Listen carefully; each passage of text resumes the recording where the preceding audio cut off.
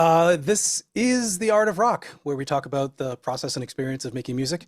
And it's usually brought to you by the patrons of Angelspit. And I see no reason to believe that it's not this week, although we don't have Carl Zug von Rock of Angelspit, who is our host and the creator of the show, and who we miss today a lot. And we hope that everything's going okay for him as best can be. I know he's got a lot of stuff going on. My name's Razi. I'm from the band Shriek, and we've got a great bunch of people to talk to each other, and also we're recording it so that we know that it's going out to the world, and hopefully there's some significance to that too, and people can enjoy the really acerbic and insightful and scintillating kinds of things that everybody here usually has to say, I know individually and as a group. So with that said, I've got a couple of things on my mind that might dovetail with some of the things that are already on y'all's mind. But since the order on my screen goes in the way that I asked everybody in the pre-show what was going on, Brett, good to see you this week. What Good is going afternoon. on in your world? Yeah, so on the Demon Hate side, excited about a new track that I'm working on called In the Static. And just for fun, I actually wrote my wife in on it. And I'm going to basically rip apart about 3 or 4 more tracks of her doing some backup vocals on it into tiny little samples to kind of go along with the main vocal track. And it kind of harkens back a little bit to when I first started doing industrial, which one of the things was I was anti-removing noise.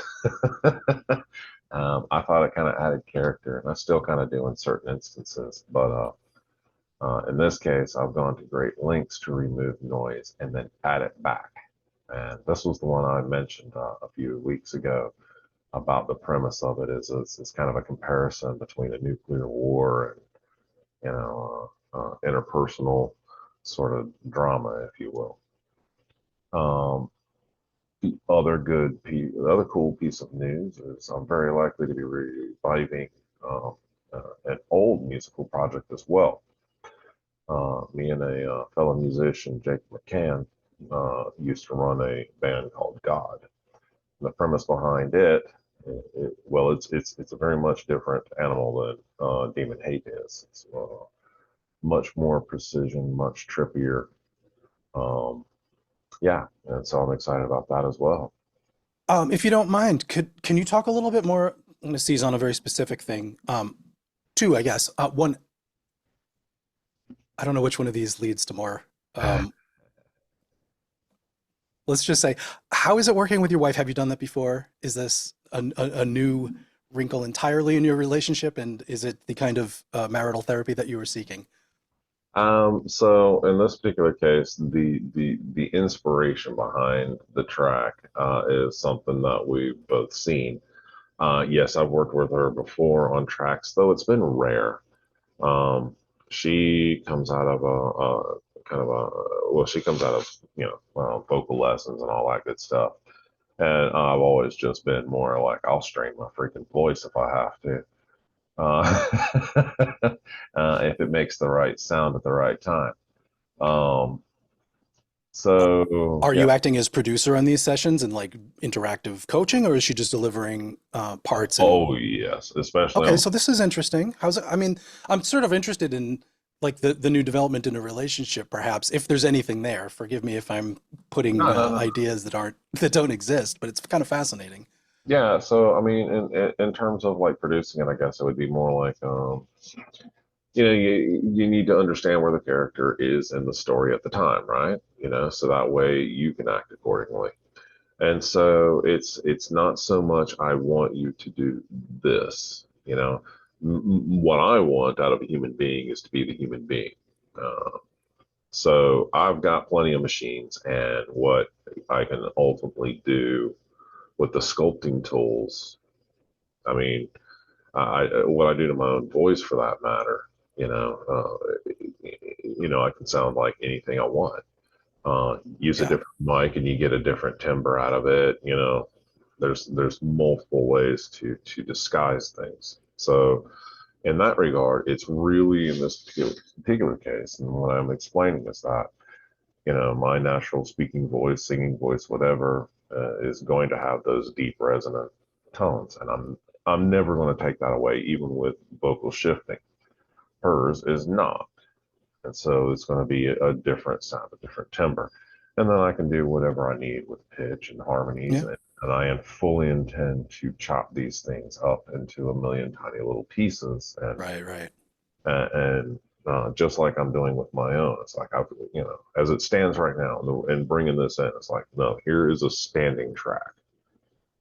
Uh, the premise is there. You can clearly understand where this is at right now, and if I want to, I can go into mastering. Are these your lyrics or hers? Mine. Okay. So I find that to be a really interesting kind of way of interacting with people. And I know, Juan, you have probably a lot of experience working with vocalists that aren't you, and maybe even bringing in some lyrics that go to them. Uh, Ivan, I don't actually know if you do that. I know you do work in the context with other musicians, but one of the things that is this is actually two things. I guess it's going to be two things with me.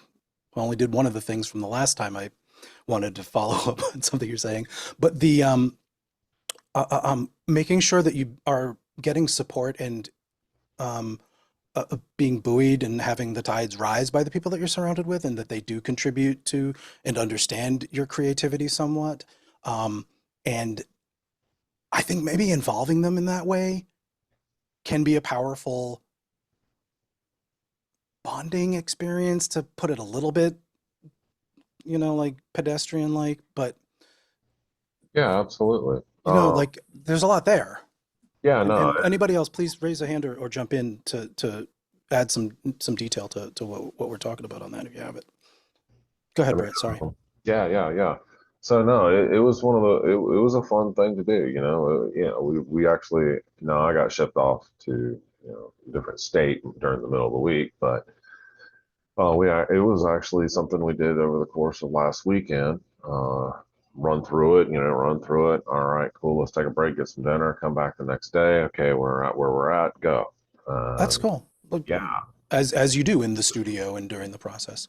that's Um, right. and I guess the other fork of that two things was the sort of professionalism of music and how to get stuff done by being in the studio and all being on a session rather than having it spill over into the rest of your life. Were you focusing this as a set time that you were going to work on it? How did you arrive to that?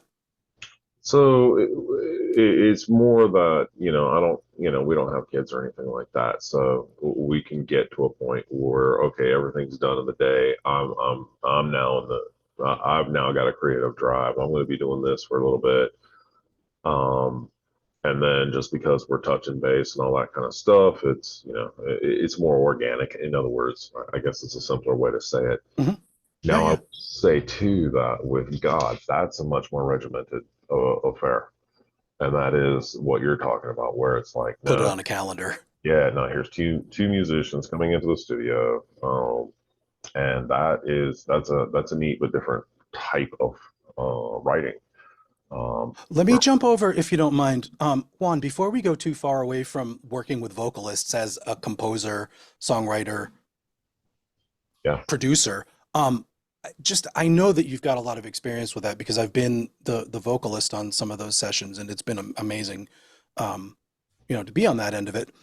But can you just like jump in on your perspective on some of the things Brett was talking about? For the most part, everything you're saying, it's like, yep, that's kind of how it goes. I didn't want to interrupt because there was so much I can talk about it.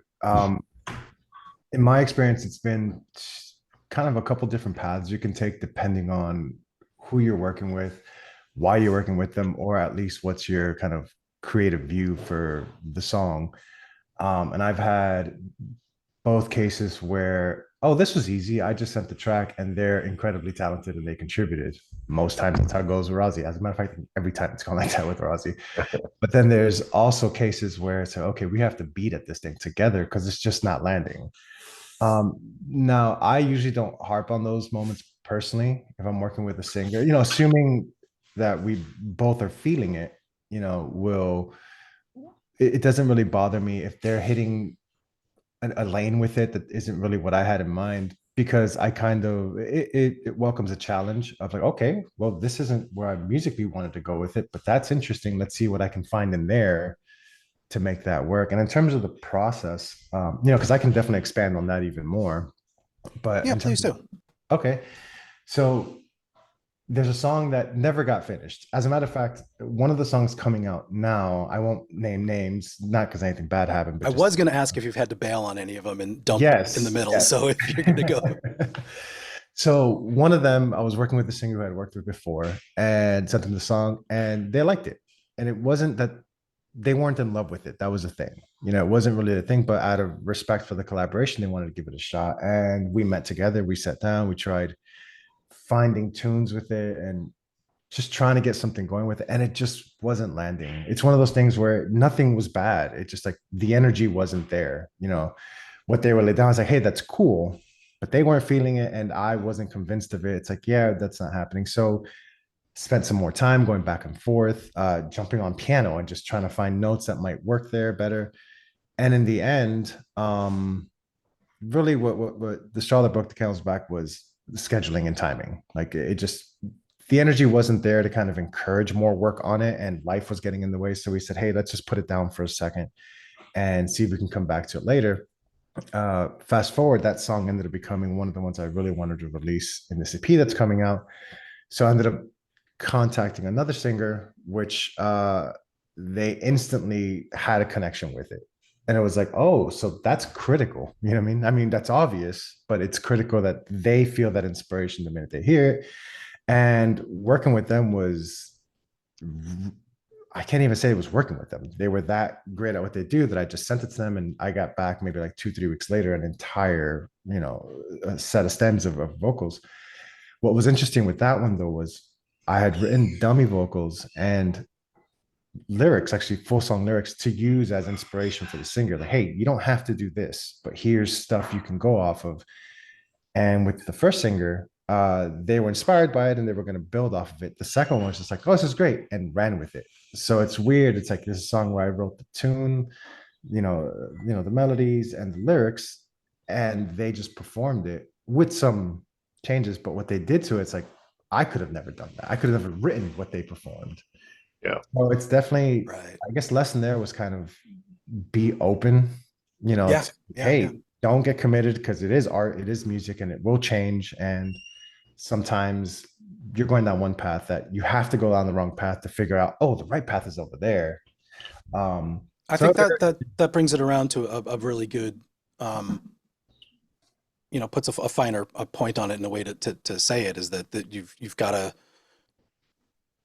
go down some wrong paths to arrive at the right, the right one. And I was just watching a Veritasium video about the number 37 and this percentage of, if you've seen it, I think it's probably a few million people have seen it. The percentage of things that you have to just pass by to get to the point at which you can start judging whether this next thing is better than all the other things. There's a 37% of the journey that you have to take.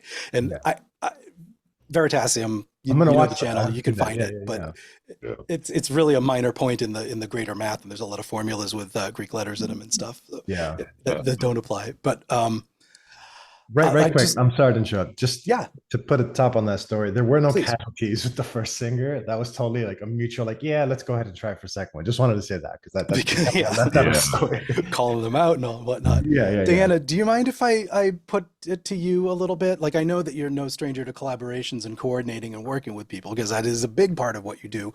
But also hold that, and as a listener, your insights to how guest vocals and guest appearances and guest in parentheses stuff works from a music selector point of view. I do appreciate the guest vocals and the guest spots. However, how do I put this? Sometimes I can tell, like, when you found the right voice for the piece. And sometimes it doesn't quite sound right, and you can tell when you found the voice that encapsulates what you want to convey. How do I put that? I think that puts it really clearly. I mean, that's that great. some of that gets through is interesting and fascinating. And I suppose we're talking about your musical taste. Your taste as a listener matters. You know, that is a big thing. But also that we're not always fooling people when we just force it to happen for, let's say, publicity and marketing purposes. When, oh, a little bit of ladder climbing, I got a good guest vocalist, but we didn't bother being patient and letting it happen on the song that it should happen for. We just wanted it to happen. I mean, I guess there's something to be said for old school A&R in that way, you know, finding the right song, knowing which thing the vocalist can do. And as a producer, Juan, you've done it. And Brett, going back to what you were talking about, do you think you hit the right person for it? Was it invented? Is it artistically sound? Did it work in that way? I won't tell anybody if, you know, you're going to say bad things about your own wife. We'll hit pause. But it absolutely, I absolutely did. And part of that is having a very good understanding of what I want out of the track when it's done. It's like, and the other side, I'm sure, being knowing what she brings to offer. Sure, absolutely. And so in that regard, you know, it literally is like, I can let this track stand right now. You know, let's see what else we can bring to the table in that regard. And so everything at this point is bonus. And Good so, feeling. yeah. I think I get how that worked for you. Ivan, do you have anything on that front? And I'm curious, yeah, like, I think I do. How has that worked for you? This is like a little blind spot I have into your process and world. Maybe because you haven't talked I about have it nothing but specifically. blind spots on that one. At least I'm honest with myself. You know, I mean, like early on in the process, you know, I was just cranking out music because, you know, I'm going to do my part. And then for a period of time, especially like early on, I had gotten a little worried that, you know, like what I was writing was not working with our vocalist, or what our vocalist was doing was not working with what I was writing. You know, that does go in both directions, maybe even in all three. Recently though, like we've both probably leveled up. We have both leveled up. So I think it like the two sides have merged, and now it's starting to sound coherent and good, which is kind of awesome. So, you know, like in this like in a band situation, you know, as the writer of the music, it is important for me to know what he can do and what he will do and how he sounds, and then write stuff that is going to work for him instead of like against. Like you can challenge them, but you know, don't write against them, because like that's not a good relationship. You know, like it's just not. Yeah, it's gonna suck. I mean, you know, if you've got like a you know, if you've got like a Nivik Ogre as your vocalist, don't write Pet Shop Boys music. You know, if you, I mean, the rap section in West End Girls isn't far. He could make that work. Some of Ogre's cadences. Just put a little growl on it. But you know, like you know, if you've got a vocalist of one style, you know, kind of like at least try to get close. I mean, there's probably some serious like treasure to be found if you can go push them just outside of their, you know, expected norms, just because now they're a little uncomfortable, and that is where the treasure is found. Yeah, a little bit of discomfort.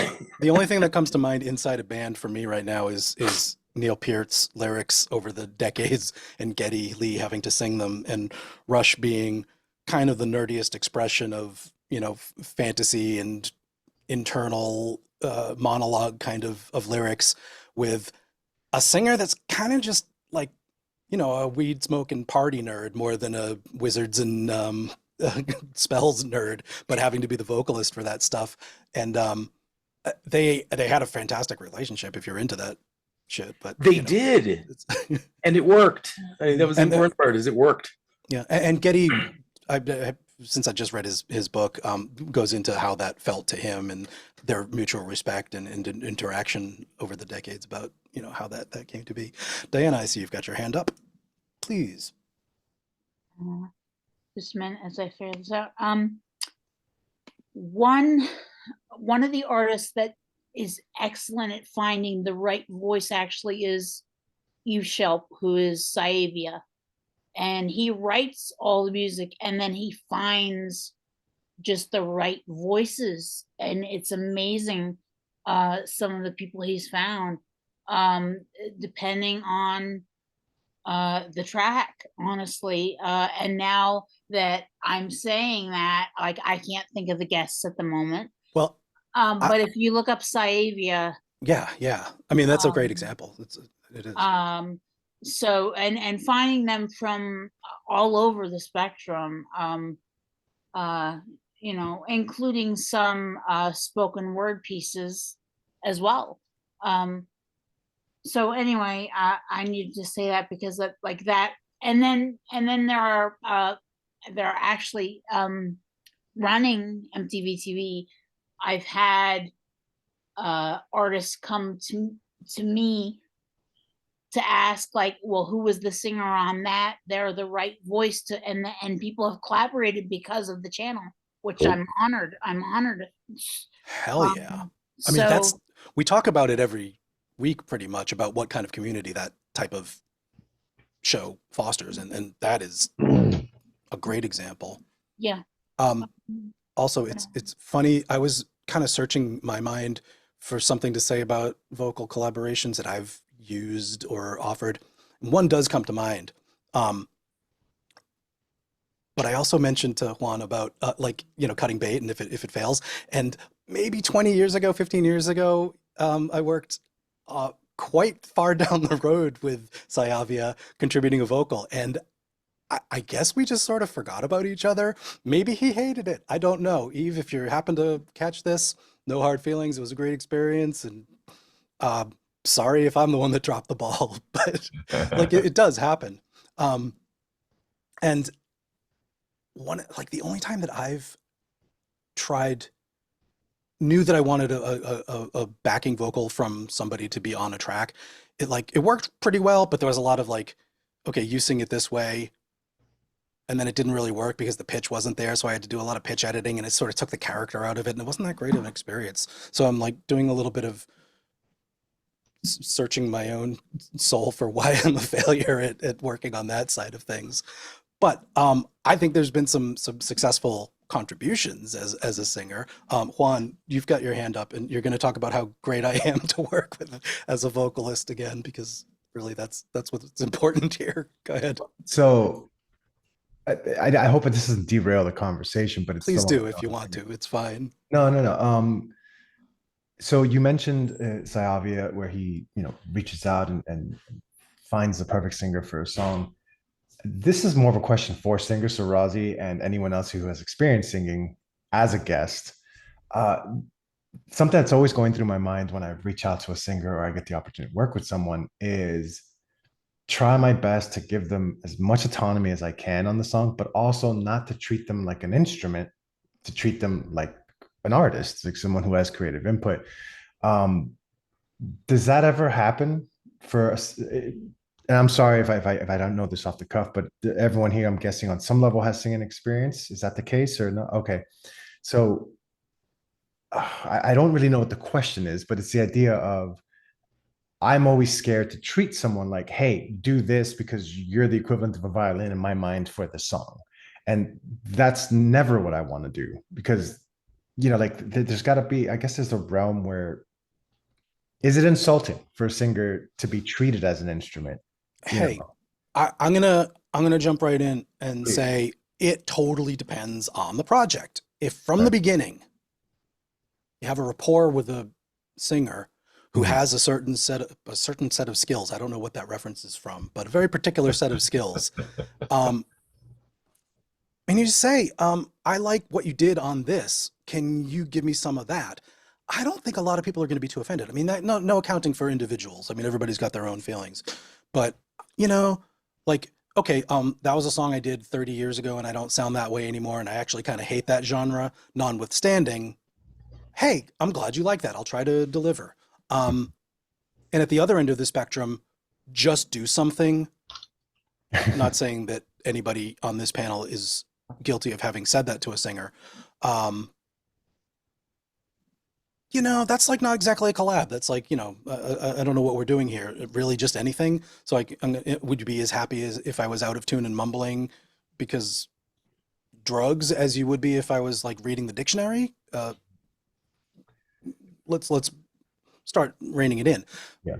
Ad absurdum. I know I'm going to the extremes of what you're asking, but I think what it does come down to is it's hard to offend somebody if you're asking them to do something because they have something you like. And, you know, that sort of,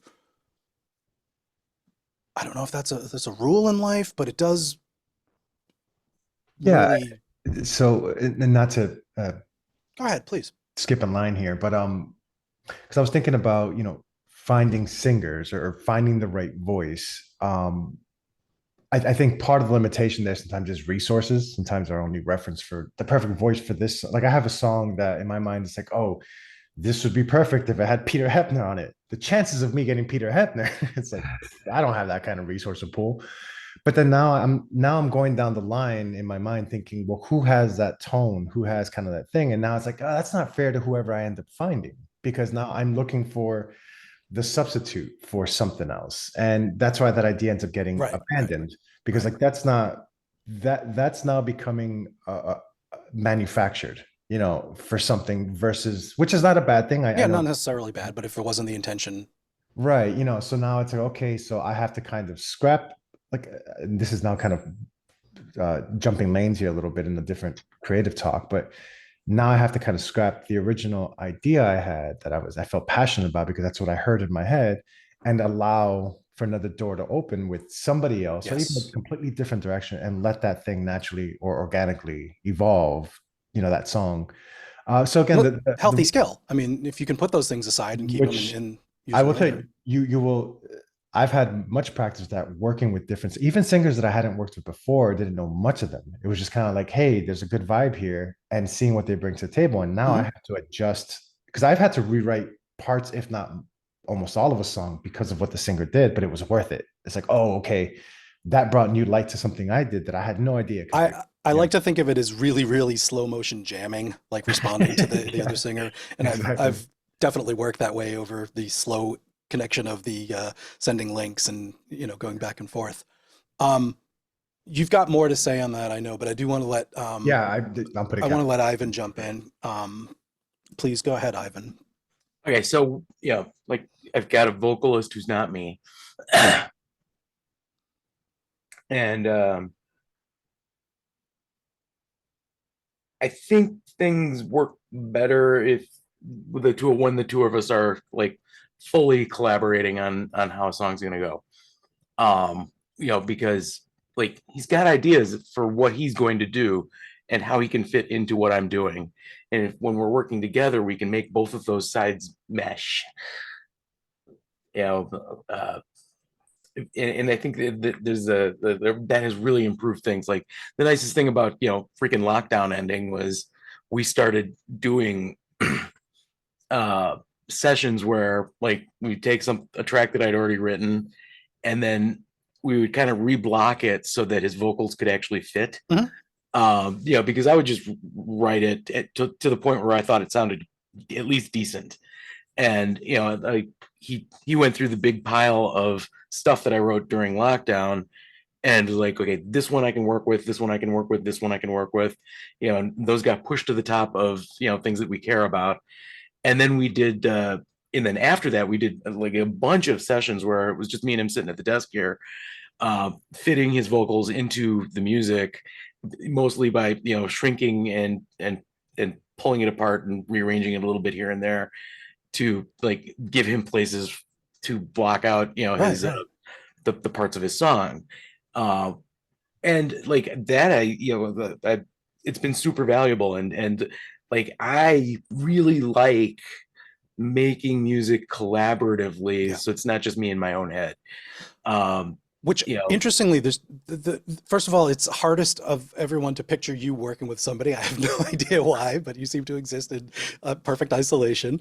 And secondly, did that working closely with your singer change how you approach it for the next rounds? Like did it have an yes, influence yeah, that? and I think it's helped me grow as a writer. You know, because now I really like try to get into his head a little more as I'm writing the next song, which I think that just keeps getting better as well. Um I want us to level up again though. So like, you know, when we go into starting a new song, like we can start with just a blank canvas and he can come in and be like, I want to sing in this key. You know, I want my verses to be shaped like this, and then we can move forward from there, because I think we can one, do a better job, and two, do it even faster, like get through Yeah. you know, writing a song like that much quicker if we're really on like get even more on the same page. I think that's a I'm super. gonna use like every middle management word I can come up with today.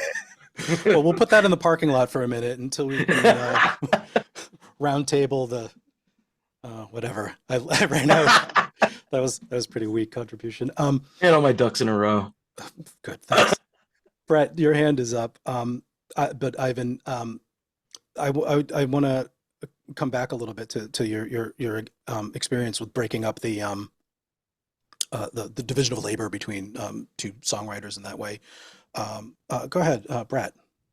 Yeah, so I think like with any instrument or any musician, the vocalist is sometimes going to be that creative part, but is often going to need to be just the instrument.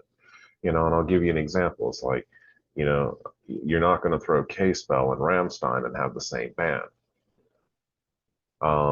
You know, And so indeed, he does end up on a lot of different kinds of bands, and his signature sound of his voice is a big influence exactly. on those things. And I mean, you don't need Marilyn Manson screaming to know that's his voice when he does guest tracks, and the same thing goes for Ozzy. So they, you know, your singers and whatnot have their fingerprint, and to that regard, they are the instrument. So, you know, from the songwriter's perspective, sometimes you've got to be, you know, hey, look, you know, you're awesome, but I just want you for this piece. And then other times, you know, you want it for the fact that that person can also bring to the table their experience, their ability, and their knowledge of how to do what they do best. Yeah, there's a long tradition of that kind of two different kinds of division of labor. I mean, songwriting teams like Lennon McCartney and Mick Jagger and Ron Swanson. Where am I going with that? Somebody help me out with the guitarist from the Rolling Stones before I lose all of my credibility in mind. Yeah. Keith Richards. Yeah. But there's also a different kind of like not trading off kind of thing that like Bernie Taupin and Elton John do, where it is songwriter and performer or lyricist and music. And there's that also like kind of a Tin Pan Alley kind of.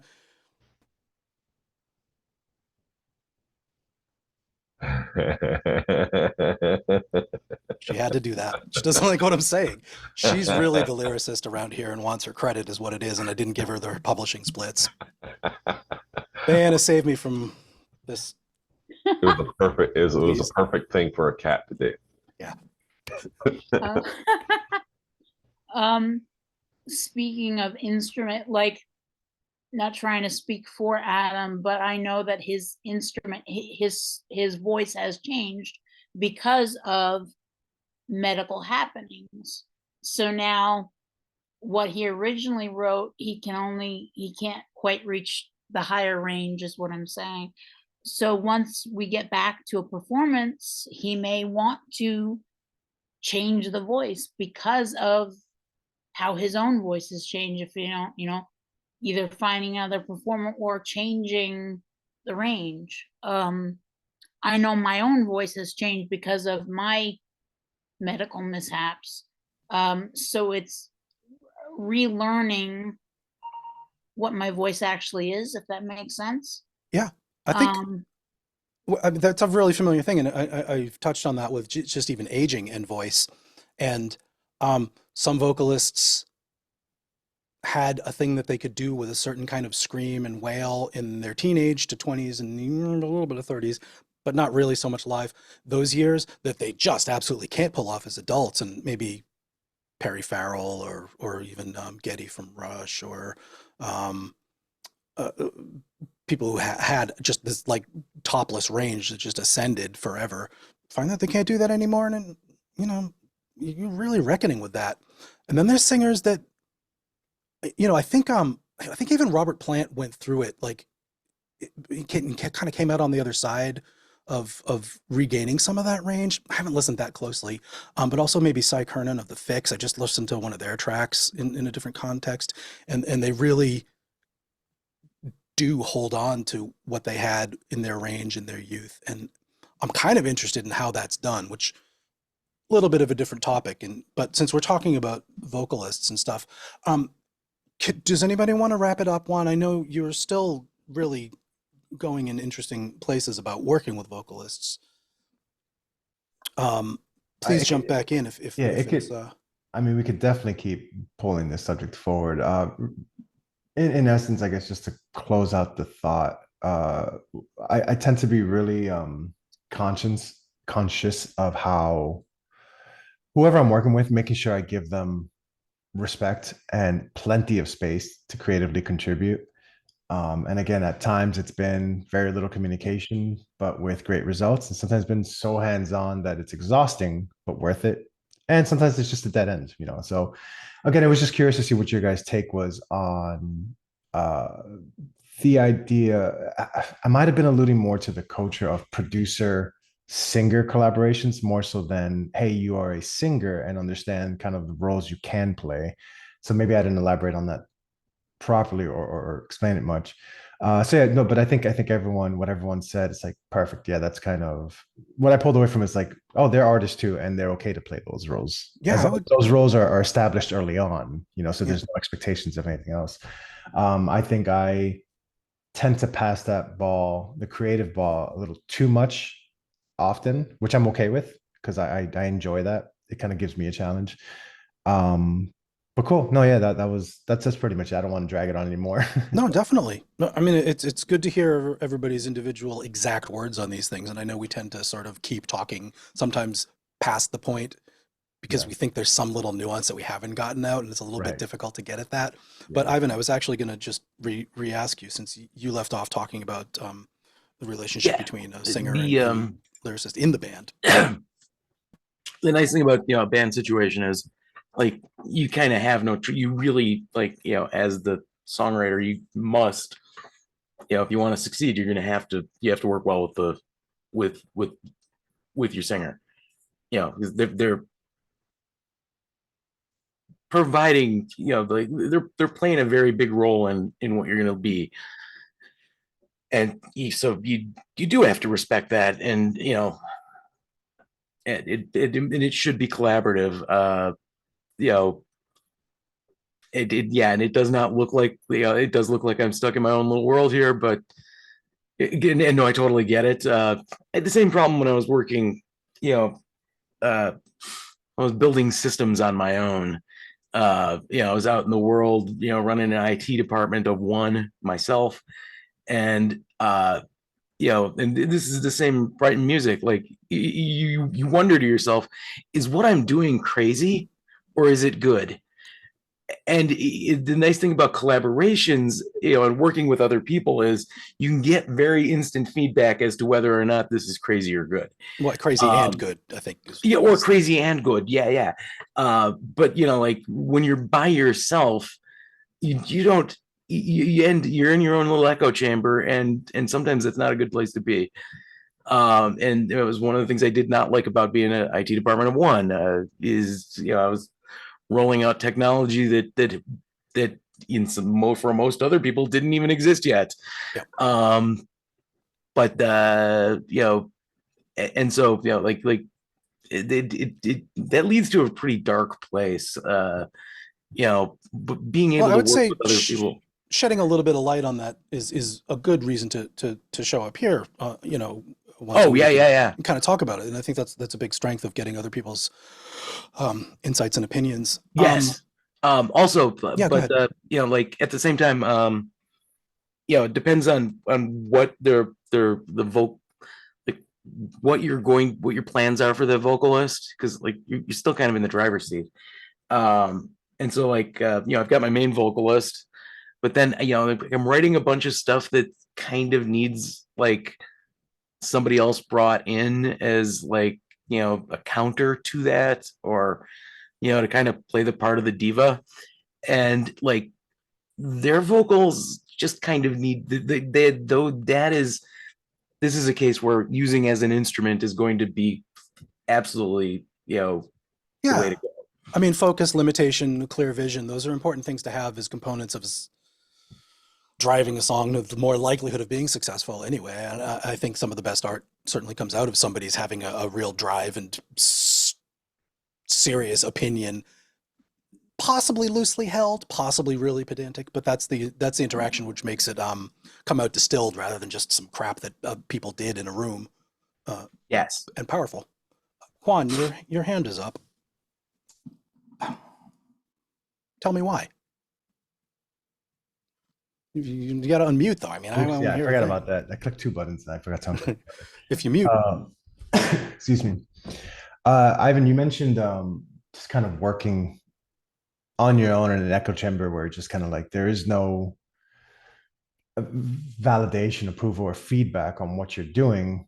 I can relate to that a lot, where it's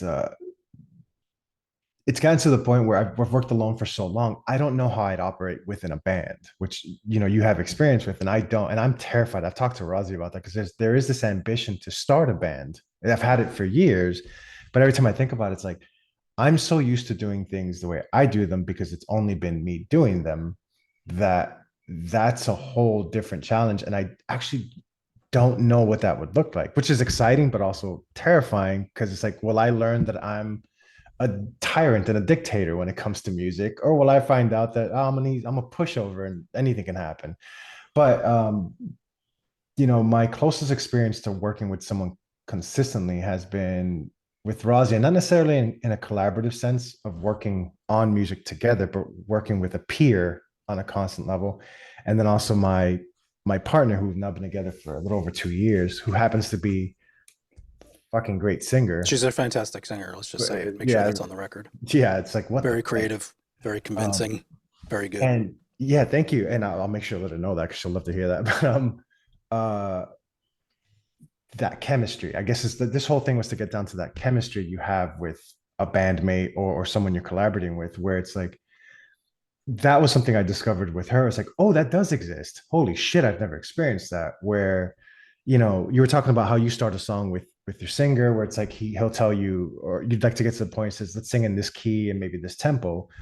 That happens all the time with us, where it's like I'll be noodling on the piano or something and just get a chord progression down, and then she'll start singing. And then when she starts singing, it's like that's kind of exactly what I would have wanted someone to sing. And then so that happens naturally, but it's the opposite, where it's like you find a group that maybe has the same musical taste or ambitions or whatever it may be, but that chemistry is not there, but it's worth fighting for. And then who takes the driver's seat? And that's pretty much, you're talking about running a team or managing a company. It's probably akin to that. But that's something, that's a fear developed from working alone for so long. Go ahead, Razi. I tried to get the same thing out of Brett, but since he was subjected to it, yeah. What's that like personally? And do you think that she would agree? The collaboration, is this something good for the relationship? Is it a new dimension? Is it something that you can just skip over because you cut off at the end? Skip over. I'm so sorry. Is it just? I think you got the gist of my question. You can skip over it if it's no direction that's no healthy to go in. I guess on a more personal level, fortunately and unfortunately, that defined our relationship early on. It was one of the things that defined it, where funny story, when we met, it's like, oh, I'm a musician. She's like, yeah, everyone is. Then she says, I'm a singer. It's like, yeah, everyone is. Then when we heard each other's stuff, it's like, oh shit, you are what you just said you are. And it kind of just happened naturally. So does it help? Yeah, it's definitely an avenue. And again, I'm assuming this is a personal question about, that, but it's like, it's definitely an avenue in our relationship where it's like, that's a dedicated space for that.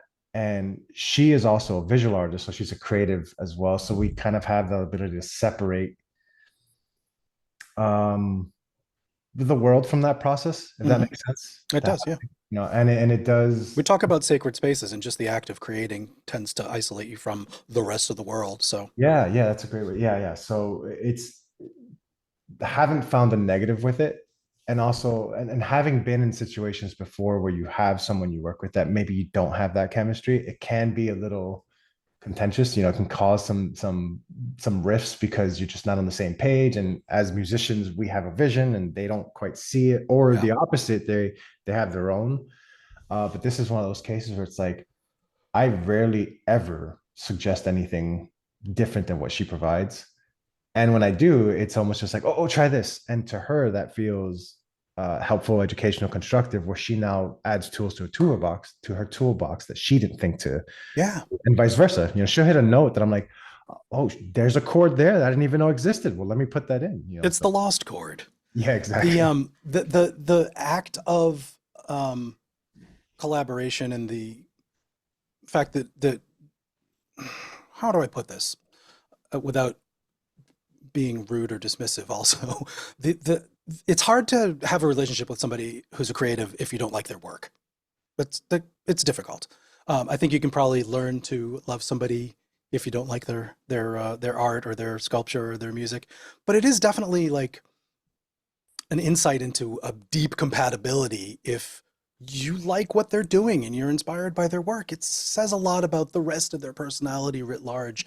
And I haven't truly been able to test it, so I might be talking about out my ass, but having certainly been in relationships where I love the person's work and, To add on to that, yeah, go ahead. this is probably even pointless, but it's like, yes, what you just said does reveal, it's like, hey, everyone has dark corners. Our corners happen to be on the same side of the room. That's cool. Yeah, I mean, it's kind of one of Nice. those things. Beautifully said. Yeah, Juan, I would suggest that you're probably a lot closer to being band ready than you think you are. I appreciate that, dude, but And I'm going to point one important thing out, please. which is again like because I will always point this out, the good rewards, the really awesome ones are just outside your comfort zone. And when you cross over to that other side of your comfort zone, you find that it wasn't that bad and the rewards are freaking amazing. And so like I would suggest just learn to laugh and say yes. Ivan, You just, I gotta chime in here. That's a yeah, story of my life. Thank you. go ahead. I wanted to actually just quickly hold on that thought, internalize it, and come back to you in a minute. And Brett, assuming that you're trailing off the previous topic, this is a little bit of a different direction, but please bring us. I actually think that it plays very well in. It kind of dovetails actually. So collaborative. I've been in several. I've been in bands and whatnot until Demon Hate, and it started off, as a drummer. So of course, if you want to, do anything in a rock band as a drummer, you need a band. What I found that for me, once I started writing my own stuff, is that I really only benefited from like one other person, and that's just me. It's like, okay, here's somebody to get me out of my head. And it is a fully collaborative process. And that's where, I wanted to bring up, Jacob and I. We have run for years a band called God. And the way it works is I or he will start a beat and then we simply hand it to the other person and we're hands off until they return it. And it forces you to be collaborative. It is completely out of your control. We've even joking about it. It's like, nope, time to give it to God. Here you go. And it ends up, what's really, really neat about it is it gives everyone their space, their time, their ability to treat it. Everybody wants the same thing. They want a badass sounding track, they want a badass sounding album. And so everyone's aligned, and you can work on a very few rules in that regard. But your bandmates have their space, their say, their everything, and deal with the consequences in post. After you get it back in editing, and then you're both sitting there trying to figure out how to make that piece the best it is. It's like, okay, it becomes pretty obvious. I think that really says it all and succinctly. And it also kind of wraps up the working with other people angle and brings us into a little bit of your own obstacles. Ivan, the words I wrote down are band ready from what you said. And I know there was more spirit behind it, but like that's the caveman version, band ready. Like, you've got the songs written, you've got some recordings of the songs, and people that are booking shows and stuff, and you just sort of do them. And maybe, there's a reaching higher thing, and there's a setting standards thing, and there's a second guessing your own abilities thing. But there's a kernel that I'm trying to get at that probably I saw somebody say in a YouTube video, because apparently that's where I get all of my influences. I don't know exactly what I'm trying to think of, but there's Brett says fun, have fun. I mean, that does kind of sum up. It's not what I was thinking. This is more of a tortured artist angle where it's going to hurt and be miserable. But getting over yourself and setting your limitations and finding your priorities and getting out there and doing stuff that people can see is really a big part of most musicians and producers and singers' intention. I mean, you can do this stuff in isolation and it's definitely satisfying. That much, but having the feedback and people responding to it is often the point and takes care of the other 99% of satisfying. Might not last, it might not make you fulfilled permanently, but taking those steps and breaking the small barriers and doing something new that feels a little bit odd, undone, uncomfortable, unknown, I mean, that's, I think, the duality of where a lot of us dwell, in that it feels like an obstacle and it feels like a goal, both at the same time. And you try to hold that, and how do we get past it? I know I don't frequently. I fail to all the time, and that's why I'm here with y'all's, so that Ivan can eventually say, band, ready. Ivan, can you talk a little bit more about it? If it's really trying to pull more nuance out of something that is not nuanced and just is set on the surface, just tell me so. And I'll no, I mean, like you're in a place where like you're ready to move forward, do the thing. And again, like, step outside your comfort zone. Like, it's so important. It's a lesson I learned while I was in Boston. Because I dragged out by my roommates to a night in over by Harvard that I was just like, there's no way I'm gonna have a good time at this. It's gonna suck. And then we got there, and it was amazing fun. You say over by Harvard, do you mean Cambridge? Yeah, in Cambridge. And do you mean Central Square? Yeah, we were parked on Roseland.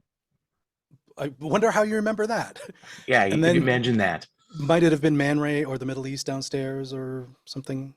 It was I think it was the downstairs, the Middle East. Okay, sure. Just putting it into perspective for the. And then afterwards, we went to a nightclub that was what I would describe as the size of somebody's closet. Unbelievably small. But it turned into, it was just, I had the most amazing time ever, and I had less than expected that to be that way. Mm-hmm. And like my big takeaway that night, my big takeaway was, holy crap, you step outside your comfort zone, turns out that there's treasure to be found. I need to go look for more of this treasure. Okay, apply that to music. How are you going to do that this year, and how have you done it as an example with your music? We're getting the first couple of songs for the band actually tracked so that we can send it, so that we can get it, like do the mix and then send it out and get it mastered. Fantastic. Yeah, which I know for everybody is like, there is definitely a sinking pit feeling on that. It's like, holy crap, like as soon as we release this, everybody's going to be able to hear it, and we'll be able to find out that everybody thinks we suck. One of the guarantees, at least as you know, there are people that will think you suck if you're anybody. It doesn't matter who you are. People will think you suck. Good. Out of the way. Next. Yes. Yeah. And like, I hate to bring up Friedrich one more time, but like, like there's some gold to be found in the writings of a Mr. Nietzsche. And, like when you step up and, take that step past lion and become a child and just learn to laugh and say yes, just like accept the fate for what it is and embrace it no matter what. Like as soon as you can do that, like it frees you. Like, you can actually feel like the shackles coming off, and you can just go do and become a better, because now you're getting experience. And I love that idea. Yeah, that being part of the thing is gaining experiences. Everybody always says, like, you don't want to buy things, you want to buy experiences. And man, are we set up to find experiences just in our own creative work and going out there and presenting it to people and hitting the road or releasing things. I mean, there's an experience. Adam's joining us. It's good to see Adam once he reses and connects to audio. That's kind of cool. He must have something to say about what we're talking about. Can't avoid holding his tongue for a minute on that. But before we go to Adam, hello. Juan, your hand is up, and I'd like to hear exactly I don't angle know on what we're talking about here. I don't know if what I'm about to contribute is any sort of revelation for anybody. I think It's got to be insight. It's got to you got to be able to put this on a bumper sticker. Right, here you go. All right, give me a second. Ivan, you were mentioning kind of like the stress of putting, the period or the final punctuation on the track and sending it out to master. Something I kind of told myself, this was a few years ago, that I just had to fight that stress. And this may be obvious again, but like that is the best you're gonna do at that moment, and you can't do nothing about it. To kind of try to swing back to your experience of playing in Boston, and last year I had a chance to play live for the first time. That idea kind of got me through that stress, because I had never played solo live. And the first time I was invited, which got canceled, I was dying internally. I was like, how am I going to do this? My shit sucks. I don't think I'm going to make it any good. Just beating myself up over it. Then finally, the second time around, it was just like, well, this is all I have to offer. This is it. Like, I can't make it any better. I can't change it to be something I think people want to hear. So I'm just going to roll with it and do it. And that same mentality happens when I'm finishing a song or getting ready to master.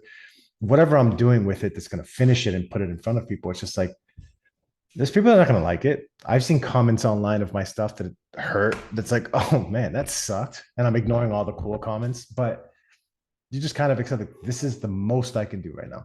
I can't learn 10 more years of experience in 2 hours before I release this thing. You know what I mean? So for what it's worth, that's gotten me through a couple of those stress moments where, all right, this is it. You know what I mean? Tomorrow I'll be better than today, but right now I got to hit send. I have to hit print, whatever it is.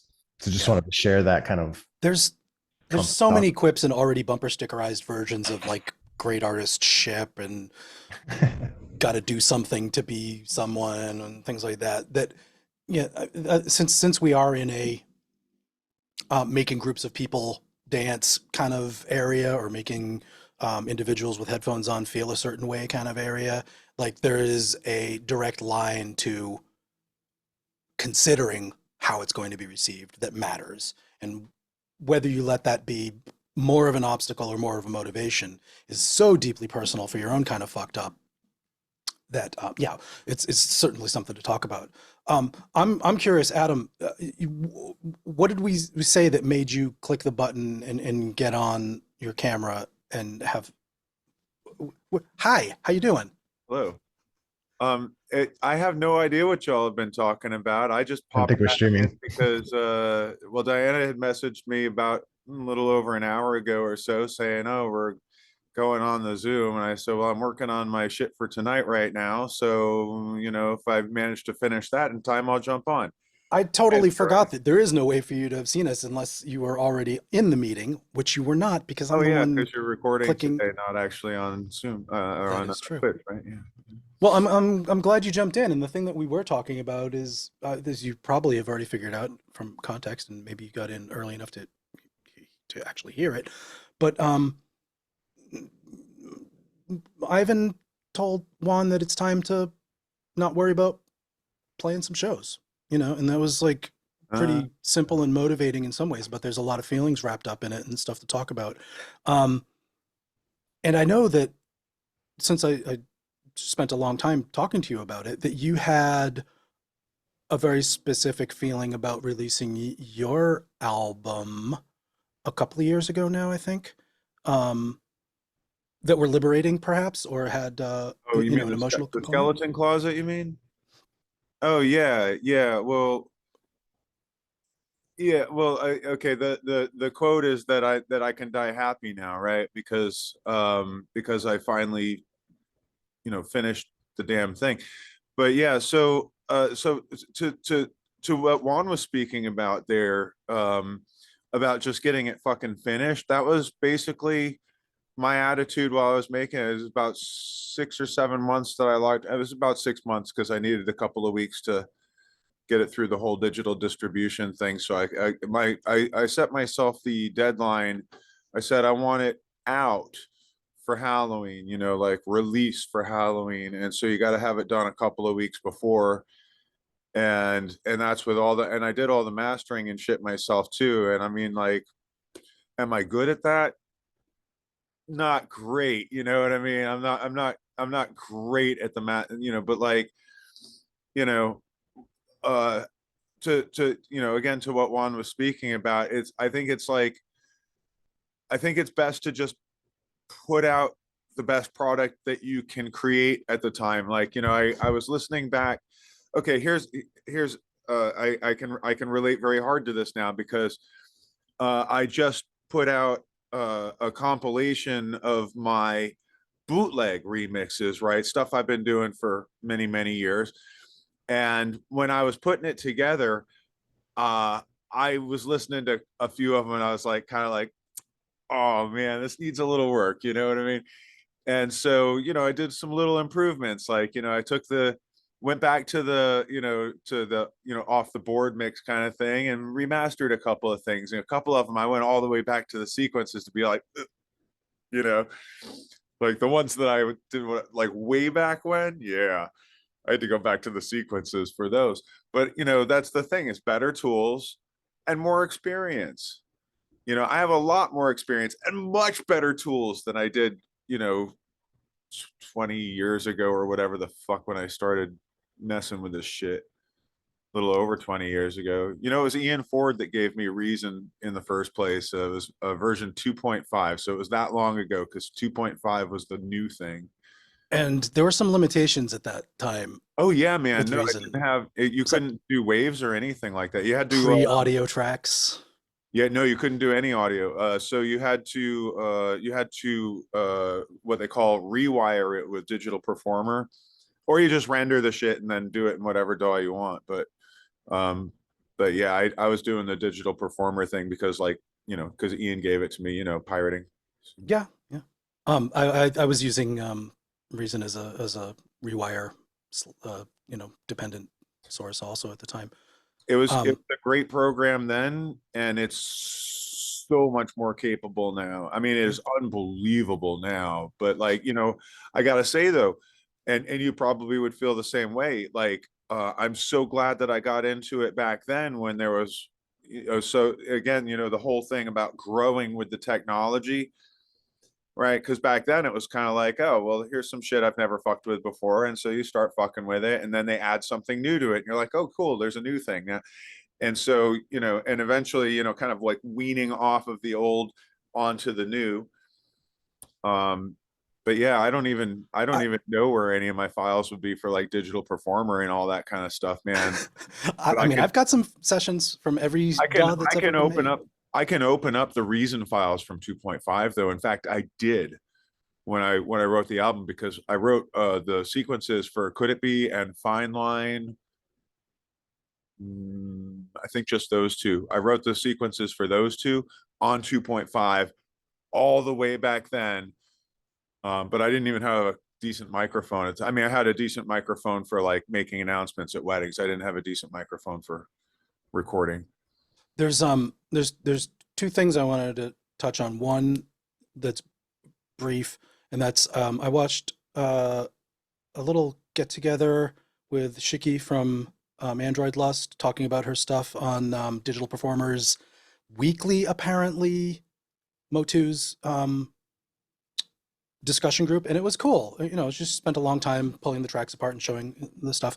And I remain pretty jealous about the real DAWs like Performer and Logic, Pro Tools to a lesser extent. But yeah, I'm still Ableton Live here, and I think in the same way that Reason stays limited and keeps the feature sets, reined in. I don't know what you mean by that. These the ones that came up starting with like being real serious MIDI things before audio was invented have such a depth of how to track and separate and route your MIDI compositions and stuff that we get kind of in the other DAWs that are more focused on audio in real time. But it's a different approach. So my mock jealousy is based in that I started with Studio Vision before it was audio, before that had audio, and it was just Vision. So I have a long history, and it's like a lot of baggage that I carry around and mention once in a while. And it's a bigger program with a lot more windows and functions and stuff, where Ableton and Reason tend to try to stay within one window, and that's kind of part of the thing. So Digital Performer. To be perfectly honest with you, I'm kind of, I'm both blown away and surprised, being two different things. Like blown away because wow, awesome, but also like very surprised because like wow, I didn't think it was going to turn into that. But like Ableton Live, I didn't think that people would end up really producing on that. You know what I mean? I figured it. Because it was really just made to be a triggering live looping kind of thing. I did use it for that. Yeah. Kind of briefly. I had like the APC, right? Because it's not Sure. the APC, it was the APC control. Yeah. And so that was pretty cool because you could like trigger clips and stuff. Yeah, I joined Live when backing they tracks for somebody else, but like, once Ableton added MIDI, that's when I joined it too. Adam, before we go too far afield into talking for an entire another hour just about ancient DAWs that nobody can run on modern hardware, my fault. I don't know if you have anything to say about it, but since you're here, we haven't gotten to talk about your video for A Night Alone. I think was sort of a high water mark. Like I really appreciated that the thought that went behind that and how it came together and how you executed it seemed to be really of a piece. It was good. I enjoyed it. Let's just put it that way. And in the context of all the stuff that we're talking about, you took some time before you did that, and we're talking about like division of labor and collaboration with yourself a little bit. Do you have any like stories from the trenches on that? Like, does that fit into what we're talking about, or am I way off? I think I'm going to surprise you a little bit when I tell you everything that actually happened for that. So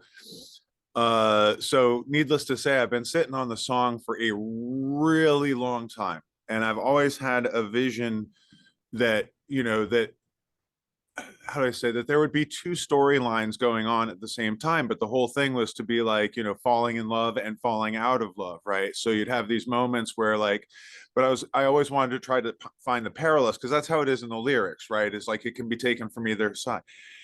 and and so I wanted to try to find parallels in the visuals, right? So that like, you know, something would be happening on one side of the visuals and something would be happening on the other side of the visual, and they would be cohesive, but the one would be the coming together and the other would be falling apart.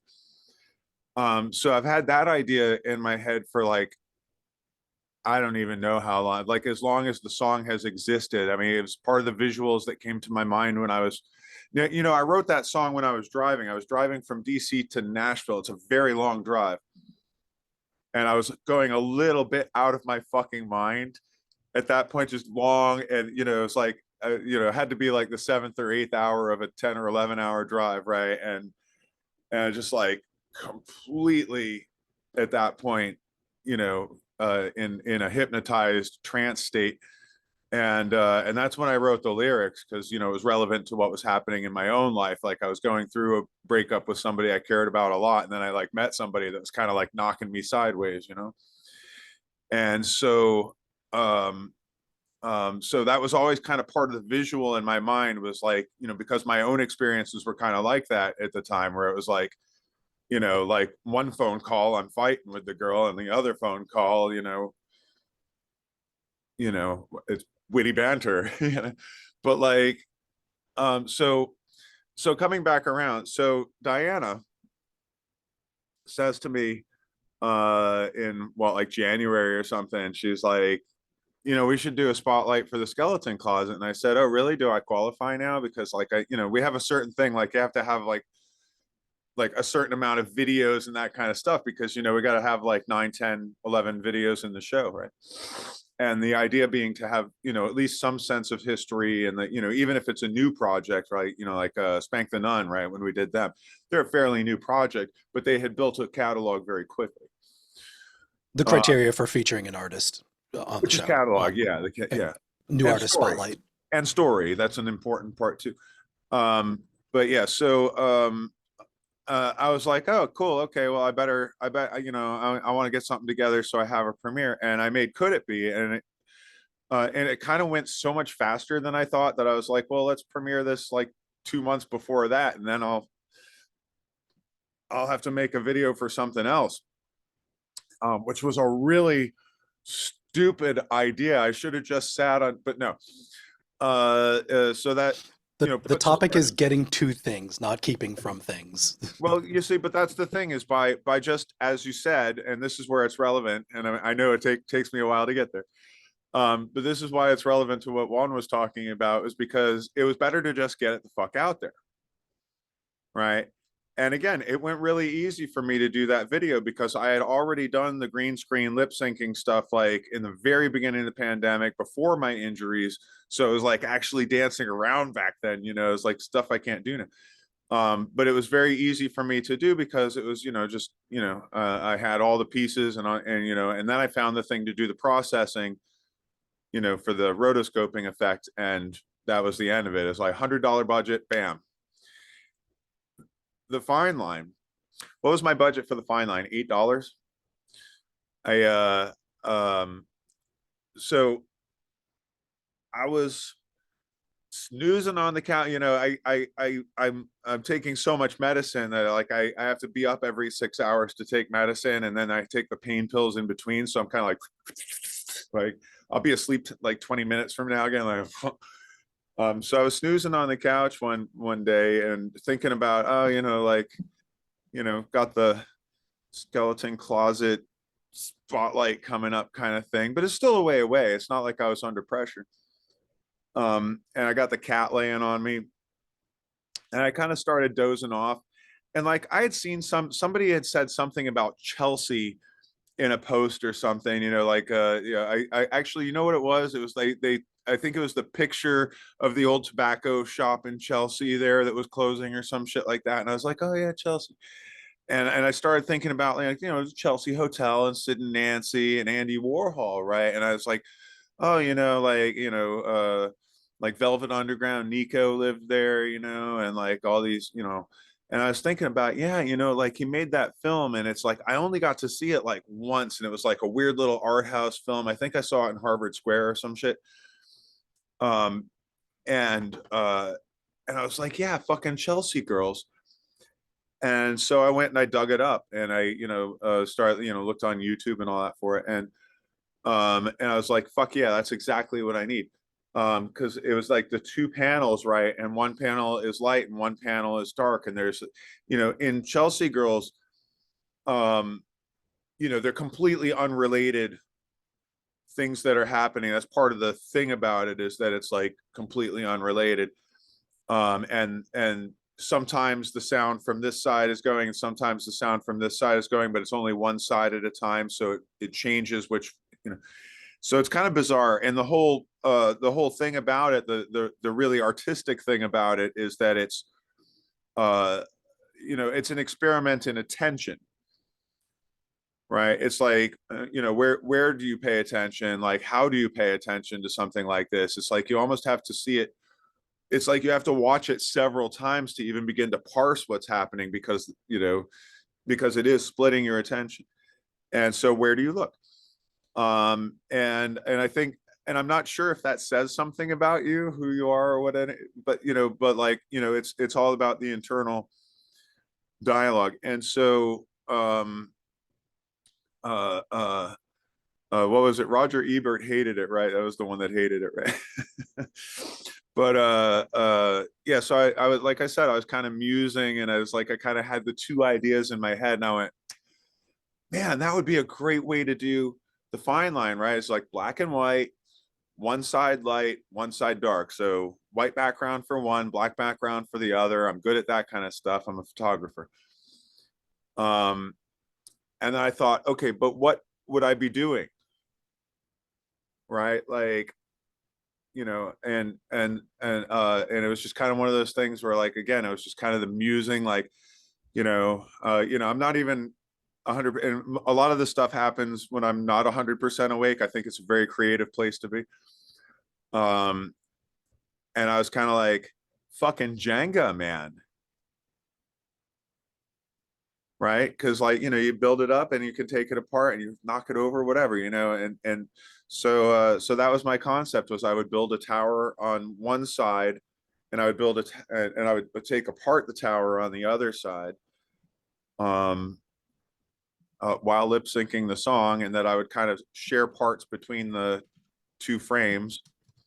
And so the actual execution of it, I did the first part, like, so it, kind of like a couple of false starts, and then the first take that I got, bam, that's the one I'm using. Then I reset the set, and took a little nap, and put on the same outfit that I had before, but looking a lot more disheveled, because it was, a few hours later, and I had pretty much slept in it, and did that, and it was kind of like, one take, that's it, fucking done with it. I wanted it to be, I didn't want it to be slick. Yeah, that's absolutely it's a positive for that one. Slick was definitely not what it's about. You got the timing, you did the takes, and it was a very effective. And it's just a long shot, just a still. Yeah, so a pair of oneers that coincide. But lowest budget video, I think, of all time. Yeah, zero budget, but that comes up.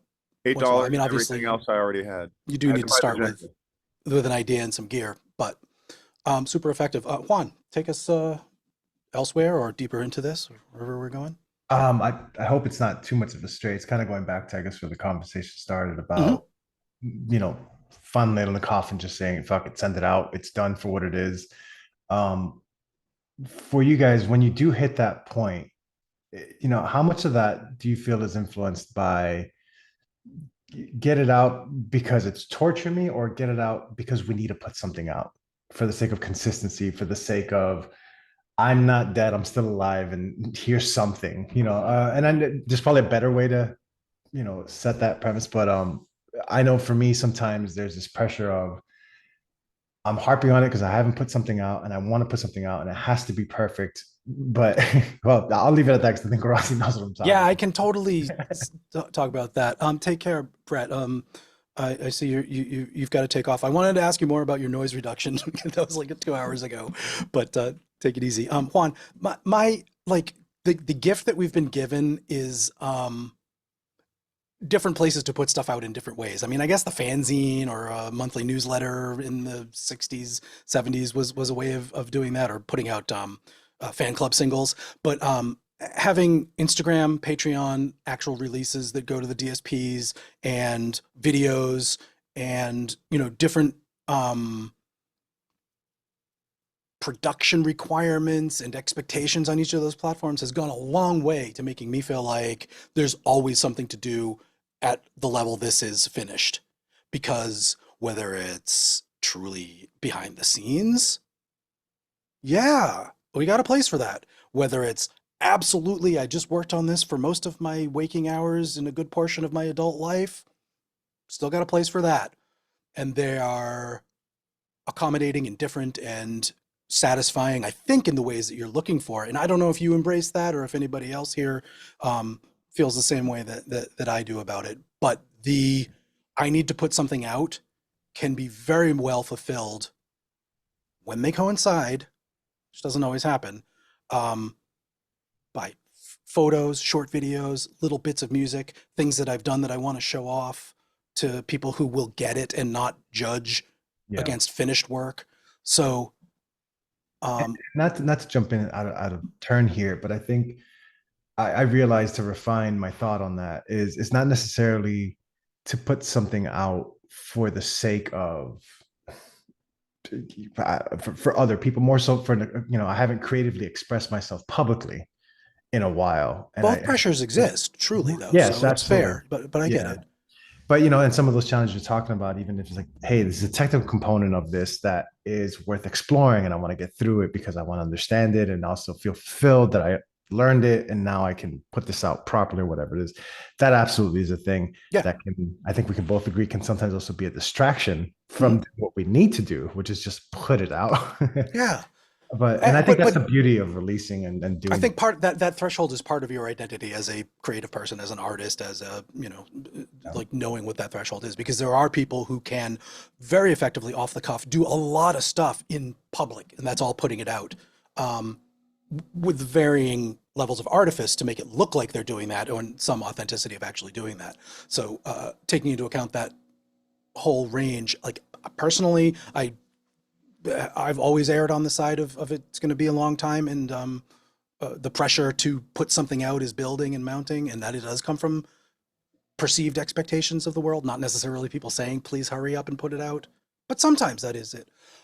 Diana, you've got your hand up. Do you have something on that? Well, there can be the perceived expectations and my expectations. I know I will agonize over a set list for a show coming up, and order and how to put together the overall tone for the show. However, like, I have to get my script out to the guest artists so that they can do their part, so that we can get it back, so Adam has time to produce the show. So at some point I have to say, okay, it's done. It's at a point where I can just send it out. I can't, and then my own expectation, like, I can't agonize over it more. Like, it's great. Yeah. Let's get it out so that the next part can be accomplished. An interesting component that reminds me of brings it back to Ivan's original sentiment, is that, like, deciding that it's you've got something to offer and to put it out, then integrates with having a real world deadline where there's other people's expectations that are on the calendar. There are things, and it raises the urgency and shortens the timeline and gives you these constraints that are the things that people always talk about as being so important to creativity, is having limitations and establishing those, and working with other people. For some of us is a huge difference and leap into flexing what you're good at and making it happen quickly and putting it out. Once you say it's going to happen and people have expectations. Yeah. Adam. Hello there. Okay, so as usual, I got a bunch of thoughts real quickly there, and so I'm going to try to put a few of them into order. So forcing a deadline, we were talking about that. I think forcing a deadline is very, very helpful. Some things it works really well for, not always, sometimes. But as soon as you tell someone, that's your, like, that's your real marker, right? Because if you tell somebody, hey, I'm going to put this record out for Halloween, and you don't put the record out for Halloween, then you have to go back to that person and say, I didn't get it done. Yeah. And Adam, I want to draw an important distinction that maybe you're getting to, but Yeah. the difference between actually scheduling something with somebody as a collaborator and saying you're going to do something in public are worlds apart as far Oh, as yeah. concepts and motivators. But Oh you- yeah, no, I get that. Yeah, no, I'm talking about like sort of strictly for myself, if that makes sense. Okay, so like to talk about collaborations, right? The remixing for me, that's collaboration. So it's a lot easier for me to remix you than it is for me to write a whole new song. I mean, that's you've done the hard part. You've written the song. I'm just recontextualizing it. You know what I mean? I'm not like reinventing the wheel, so to speak. mise en place, the tools are laid out. You've got your ingredients to work with. Yeah, and usually, to be honest with you, if I say I'm going to do a remix, it's because I already have things going on in my head. You know what I mean? That I'm kind of like, okay, I know I have some direction of where I'm going with this. So sometimes they come very quickly, sometimes they don't. Thankfully, recently they've been coming pretty quickly. I've been able to turn them around in like a week, which is ridiculous for me because it used to take me months. But anyway, the thing that I want to talk about the just briefly about things like what you were saying about how there's all the things, the distributions and the and the Facebooks and the Patreons and the and kind of always creating these deadlines because you feel the pressure to be like, oh, I can't ignore these people, I can't ignore that, I can't ignore these. The thing that I find there is that you have to be very, very careful because I call it dream chasing, right? Because there are a lot of people who want to exploit the dream chasing, right? Yeah, you have a dream. That's a great fucking thing. You are chasing the dream. That is the thing that you should be doing because that is the thing that is going to ultimately satisfy you more than anything else. Like I said, I get to die happy because I lived my dream. The exploitation of that is the services, the buying views and all these things that are like, oh, get on our playlist and you'll be a rock star, kind of bullshit. And there's so much of that out there that the signal to noise ratio is like, the real shit, there's almost none. And that's, I think, really fucking demotivating. I think, and I think it's one of the things that you have to be super conscious of and super cautious of, because if you fall prey to that, it's like, fool me once, shame on you. Fool me twice, fuck. Yeah. Adam, this is I an have one other area thing. that I'm Sorry. particularly sensitive and fascinated by. And I lost the thread of exactly where it brings us from the last prompt. But you're Forcing talking about a very deadline, pressure of specific thing with how people exploit our motivations and decisions to do things in public. And bring me around to where that connects. Well, because you're forcing yourself to accomplish these deadlines that are ultimately damaging to your own psychology. I mean, it's like it's not just damaging to your career, it's damaging to your love of what you do and your spirit and your motivation. It's like, how many people have had their dreams killed? Got it. Yeah. And like just because like, there are so many things like, so many ways to kill a dream. Like, dreams are so fragile, and it's like what you were saying before, man. One, you were saying about like, you ignore all the good things that people are saying because there's Yes. that one person that thinks you suck. I don't even know that fucking person. I don't give a shit about that person's opinion, except that they said something bad about me. And yeah, it takes like 100 fucking good things to get over it, man. And it'll still bug you like fucking years later. You'll be like, oh god damn it, I hate you. It's difficult. People really say wanna that touch you on got to that. ignore your critics, and then, well, but do I have to ignore the good critics too? I mean, I don't know. It's kind of No, a but you do drag. have to ignore you do have to ignore like your yes men. You know what I mean? It's like you can't. Okay, but I have one more quick thing, and I think this is the most important thing. So please bear with me now. Sure, of course.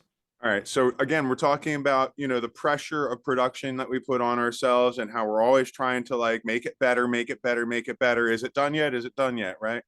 Like it's never fucking done, right? Like all artists struggle through this. It's like it's never fucking done. You can always put more fucking paint on. Only abandoned. Never fucking done. Okay, so here's the story. Once upon a time, there was a kindergarten teacher, and she had, you know, as most kindergartners do, you know, she had an art period for her class.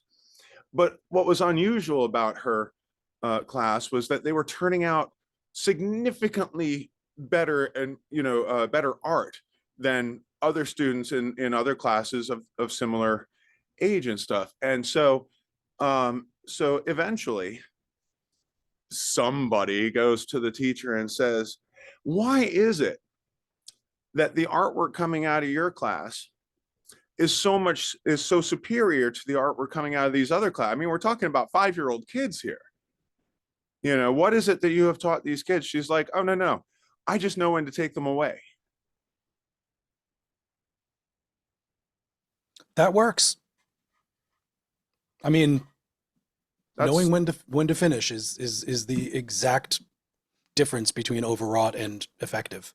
Diana, do you have well, sorry, I'm Adam. sorry, I'm almost there. I know. Hold the thought. Let's just let Look, I've got the Diana mic. I'm gonna jump in for a hold it. second, and hopefully it's related to some of the things you were talking about. Maybe not, but we'll go back to you. Okay, now I'm like glued to Adam's story and waiting for the rest of Adam's story. It's a teaser. But what I was okay, now I have to find my train of thought again. Hold on. Okay. Had to jump the track.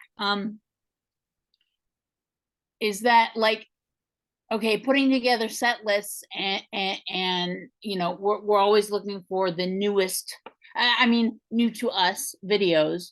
But if somebody has a music video that is like hot off the press, you know, and but if I have already sent out a set list and a script to the guest host because they're going to be recording and they have a timeline to record, and then somebody messages me saying, hey, I got this latest greatest thing, we could probably add it to the end. However, what I'm saying is sometimes I have to like say, well, I'm the program director, we can add it to the next week, but I already have set up a list. I have everything sent on to the next stage of production so that it can get back to Adam. So, you know, Yeah. Sure, we want the latest and greatest. However,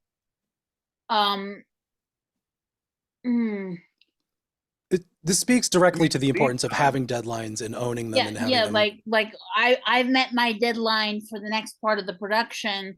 So like sometimes I have to say, I'm sorry, no, we have to wait until the next week to premiere it on the channel, just because of the way everything has gone. I think it's good to have a boss in a lot of cases. So being my own boss is not always easy. I'm talking about from the other people's perspective, you being the boss, you know, like that most people you are very accept it. understanding, like, well, you know, we have our deadlines to meet, and you know, most of the time we can fit it in great, but there's been a couple times it was like, is it all right, you know? Yeah, we'd like to premiere the next, then we have time to also you know, get the promotions out there and have some lead time for getting it on all the socials so that you can promote it. absolutely. Putting it that way. So having those deadlines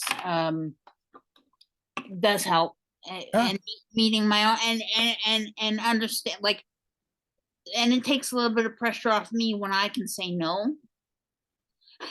Well, that's the boss part. I mean, I fully agree with that, and being able to say no to yourself once in a while, as well as make a group work together by saying no sometimes. And I am hopefully within a couple of weeks going to give a book report on never mind. I don't have the author's name in mind, so I'm going to skip it. Juan, before Adam explodes with the rest of what he wants to get out, can you bring some perspective to what we're still talking about? Sure, well, and I'll use it to jump into the something Adam had said that I kind of wanted to explore. But so I think in line with what was just talked about, having that discipline, a clear sight on the objective. You know, in this case, it's like, hey, we have a deadline, and we got to finish the program for this upcoming show because it takes X amount of time to produce it, et cetera, et cetera. That's critical, and I think not to undermine anyone's challenges with that process, but I feel like that's let me not use that word. That's more manageable when you have this kind of this goal or this production or this thing you're trying to accomplish that has a clear goal. Yeah. It feels a little harder in the creative realm, which I think is what everyone feels when they're doing anything they're creating, when it's like you don't know what you're going to do with it. It's like we don't know what this is going to turn into or what it's going to be, because, and this is just going back to the root of what we were talking about with, you know, with what Ivan said, band ready. It's like kind of that idea where it's like, what's band ready? Why? Why is it? Why should it be band ready? Why should there be a band? Why should there be fucking music? Oddly strikes me as a little bit grown up and like past the fascination with music phase and into the getting business done and working with people phase, you know? I mean, you don't need reasons to pick up a guitar. There are reasons. You don't need reasons to figure out, oh, this synth loud, you know, patch, unpatched. And it all ties in. So what, you know, what you were just talking about now with, you know, you got to get the program done for the show because the show airs at the time. Well, that is a creative expression. That is a venture. That is the community you're building. That is something you want to invite people to be a part of, and you want to express something with it. So there's certain parts of it that are very mechanical, and this comes first, comes second. We have to do that. But as far as the overall arching goal, we're like, I'm just doing because I love it. Yeah. That's where I find that space that gets hard to be disciplined in. Well, you fall in love with it and then you don't know when to stop, and you just keep loving on it, and it becomes smothered, your love project. Right. So you know, these challenges exist in every step of the way. Some of them are more regimented and already figured out and structured. Like, okay, I know that when I master it, I got to do this. Spotify, or not Spotify, DistroKid takes this long, and you know, so there's things that there's already steps for that you just have to wait them out. The hard part is just committing to start them.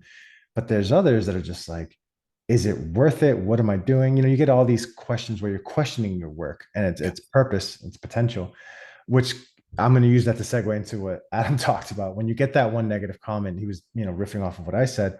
And I hope this doesn't change the course of the conversation too much, but dealing with that feedback that knocks you on your ass and makes you question if you want to do it or not. You know, it's like, why am I doing, where you start questioning your own expression and what it does for you. And I think that's a really dangerous zone. So to fall into. So, you know, you were saying, Adam, the potential for a dream to be killed. And I had two sides, and I was thinking two different things when you said that. One was like, no, dreams should be that so strong they can't be killed. But on the other side, it's like, but if they're attacked early, they could be fucking diminished and obliterated.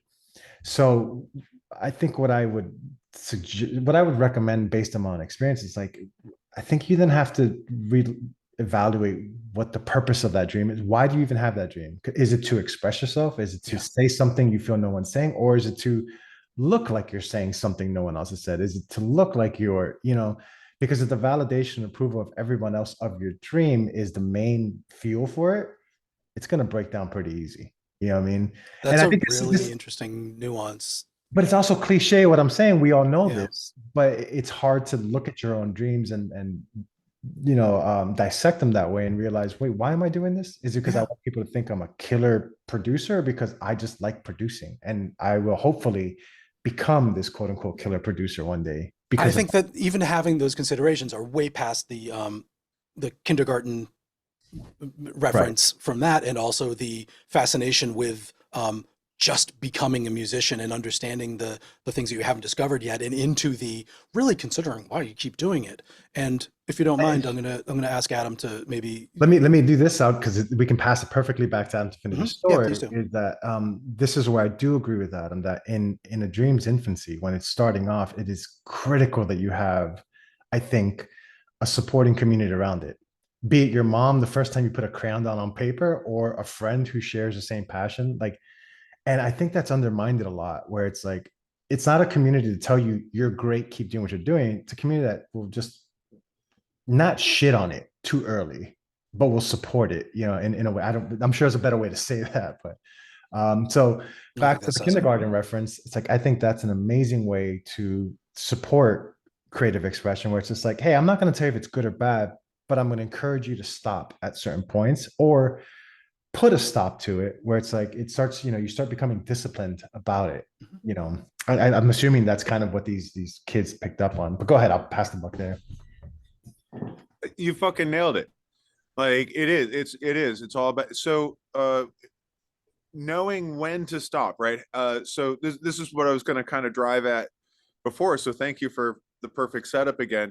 How do you know when to stop, right? How do you know when to stop? That's like a very difficult thing to know. Like to what you were saying a moment ago, it is like impossible to be objective about your own dreams.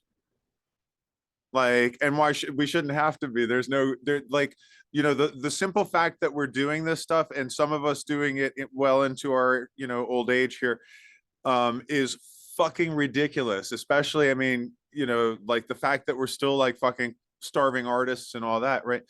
Like, there's something behind this that matters more to us than fame and fortune and what have you. It's like, clearly it ain't about that. So how do you know when to stop? You know when to stop when it starts to get messy. When you try to add something to it and it adds nothing to it, and you try to add something to it and it adds nothing to it, and you try to add something to it and adds nothing to it. Like, take it back out again. Sometimes you need to take away a little bit from something, because you're like, how do you know? How do you know when to stop? And I think that's, as you say, it's something that you have to develop a sense for, and to keep it from getting too messy. I will say this, when I first started doing the bootlegging and stuff, I was like, I thought like, oh man, like, if I don't use enough layers, am I really doing it justice, kind of thing. It's like you create all these stupid rules in your head sometimes, right? Where it's like, yeah, there's no reason for that. Now I'm kind of like, I'm going to do it until it sounds full. And if it sounds full, I'm done. And if it sounds too full, I need to go back and take stuff out. And if it sounds too thin, that means I'm missing something. And so the other thing that I wanted to jump on, and then I'm going to shift it back over to Razi, was Diana. Sometimes Diana needs permission to say no, if that makes sense. Like, I have to remind her, you're the program director. Like, what you say goes. I say, I will forever support every decision you make, because I trust you as the program director. We may not necessarily agree on every decision, but I will fucking support you in it. Like, I will always argue my reasons, but whatever. You're the program director, you make the decision. You have permission to say no. You have permission to say no to me. You have permission to say no to anybody. And the other thing is, you can only do as much as you can do. No, nobody is allowed to ask you to do more than you can do. Which is going to bring me back over to dream chasing. And I think Razi wanted to speak to that. The dream chasing exploitation sort of I sort of do, thing. but I don't want to start launching into a thing that takes us into the negative aspects of what those effects are. And I think we've talked about it enough also, the experience of being a musician and being marketed to and being a product. So one, is your hand still up, or did we fly past what you wanted to add to that? No, it was just gonna kind of touch on what Adam was saying, and the reason I lowered my hands because I was gonna call back to something Ivan said, and I completely had a ADD brain fart moment, but I'll try to while I have the stage here. That is lingua franca. We do that here. And I have notes. I actually have Ivan said ellipsis question mark because I can't. He did say that. I heard it. But Adam, like, I think for me, if I can share this with you guys, when I find I'm beating a dead horse, like that, it's only fucking, it's not helping at this point. If I'm building on something, pushing it past, it's exactly that. It's where the flow has died. Like answers aren't coming to you naturally anymore. And now you're starting to question and trying to dissect, how do I make this better? How do I make this better? And it almost feels like at that point, that's when insecurity starting to set in. Like it's like, oh, now I'm questioning if what I did was good and I should listen to that. Because it's really hard to step back from your work and be Yeah. and you know and recognize it's done, not because it is perfect, but it's because you can no longer contribute to it at this moment. You know what I And mean? stepping back, if I can seize upon that, is one of the most important skills, habits to develop, because we know, a month later, that thing that you Yeah, did sounds so good when you're out of the context and out of the struggle and you have a beginner mindset in a Zen sort sure. of way, and you can appreciate it on terms with unfamiliarity from the problems that you had with it. It sounds better. It sounds Mhm. really good, and it sounds inspiring again. And it's hard to give things the I time to do that I sometimes. wish that was something that there was a that's one of those things where I feel like you can tell someone that a million times, but they have to experience that to learn it. It's a habit. Yeah, it's I a learned. remember in my journey as an artist, be it the visual arts or music, people have said that constantly, where they're just like, step back, put it down. And to me, it's like, you can't, you're in a flow, you're feeling it. What do you mean put it down? It's happening now. And I think that's one of those things where you put it down out of frustration your first time, or you give up on it and then you come back to it. And you learn it's like, oh, sometimes you have to breathe with this shit. Like you just cannot inhale it the entire time. It will kill its life. And when you come back, you're like, holy fuck, that was a great idea. Or it's like, oh, glad I stopped that. But it'll give you an answer, Yeah. when you don't have an answer at the moment. You put the answers in the work. I mean, you put Yeah. the answers Yeah. on tape or on your disc. You Yeah. just have to give yourself the space to receive them when you're not so clouded with Yeah, the. yeah. Not to get too trippy here, but it's like almost like you're sending yourself a letter to your future self. It's like, hey, read this later. You can't understand the words now. But Yeah. so to wrap that idea up, it's like, yeah, practicing and having the discipline to just stop for a moment. I know that that's something that took me a long time to learn, to the point that even with Ashley, my partner, she's like, "Is this how you always work?" Because she saw me working on something. I'm like, "What do you mean?" She's like, "You have like 1,000 ideas, and some of them are good." It's like, why don't you just finish them? It's like, that's impossible. I can't just finish them when I start them. I have to wait about a year from now, a month from now. When I listen to it, I'm like, that's what I was trying to say there. So it's Yeah. definitely a process that is a practiced one, and you have to give yourself permission to hit that wall and be like, all right, I'll come back to that wall later and then try to climb it then. Um, I still want to piggyback off of what Ivan said because it related to this, and I can't remember what it was. So if I Well, remember, we got a few minutes if you want yeah, to take a breather and go ahead, see go if it ahead. speaks back to you. Adam, do you have any thoughts on putting stuff aside for a while and having ideas over a long period of time? Do you have any? Yeah, actually, I'm right on that with you. And what I first want to point out is the sheer beauty of Juan's statement when he says, "When it doesn't flow naturally anymore." Oh, ain't that just the thing? When it doesn't flow naturally anymore, when you feel like you're forcing it, yeah, you need a break. And sometimes that means it's done. If you're at that point and it means it's done, it's done. But yes, sometimes. Okay, so I call it catching it by the tail, because I say there's this poetry monster that runs through my head sometimes, and if I can catch him by the tail, I might get something out of it. While I'm there.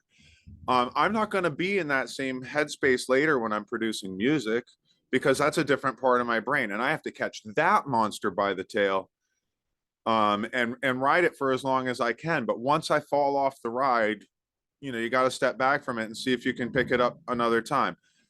And a lot of times for me, that means like, again, taking it off for a while, like, get something to eat, maybe wait another day. Maybe send it to a friend and say, what's missing? Razi, what's missing? And, kind of go from there, like get a little feedback, and, a progress piece or what have you. But then going back to that and like starting to hum along and trying to find the pockets or whatever to, this is what it needs. It's like, right there. That's what it needs. Like, that's what it needs right there. Just a simple and it'll be perfect. You never know. Yeah. The other thing that I want to say that you were just talking about, Juan, about how a lot of you have like thousands of ideas and you don't know what you're going to do with them yet. I that happens to me so much with the remixing. Like I will come up with like this cool like rhythmic sequence. I'll be like, no, I don't know what I'm ever going to use that for. And then it becomes an Angelspit remix, or I will come up with a really cool bass sound and it becomes a Shriek remix. Or something weird like that. I just did one for Charming Disaster, and it'll be out in May. And that one I did, it's like, kind of like I call it steam crunk. So it's like hip hop based drums, and like a nice deep sine sort of bass kind of thing, but then I'm working horns on top of that. Right. So you just and that's one of those things. Like I got to the point, like the point of that is in that remix, I got to the point where I was like, oh, I have this really solid idea for the rhythm and the bass line. And I tried a few things, I was like, it just doesn't want to be synthy. Like, what do I have that's not synthy? And you had those ideas, and they were there, put on pause, and you came Yeah, back to them, just and had they to were like, good. yeah, I had to like step back and say, okay, like if the things that I'm trying aren't working, it must be something else that something else will work, right? And to sit back from that, and like I said, I just kind of started humming to it. I was like, dun, dun, dun, dun. Oh, hey, that's pretty Yeah. cool, like. I like the something else will work. I mean, that's a good trust to have. Well, I mean, well, again, something that's a muscle that you exercise is Mhm. your trust in yourself. Yeah. Like, oh gosh, Exactly. oh my God, I have a huge one. Can I take 2 minutes on the microphone? 1 Yeah, minute. do you want to hold on to 60 that? seconds. Well, so Juan can get in, and then we'll wrap it up Okay. with you. Yeah. All right, but it's a really good one. All right. I believe it. I'll try to keep it short because this could potentially branch off. But you were talking about remixing, and there's so many times. So I love remixing, and I think it's such a in itself. It's a craft in itself that I don't know. I think there's a culture around it that maybe isn't in the limelight as much as it could be, or maybe it is, and just remixes in general don't get much love the way originals do. It has been. I mean, there's been brand remixers over the years, but agreed, it ebbs and flows. And this is actually totally plugging this right now, not intentionally, but I literally just now sent a final remix of a Yushu song that I was doing, and one of the challenges I had early on was this decision of, do I honor the original music, or do I reinvent it? However, or I break those rules and just do whatever comes naturally.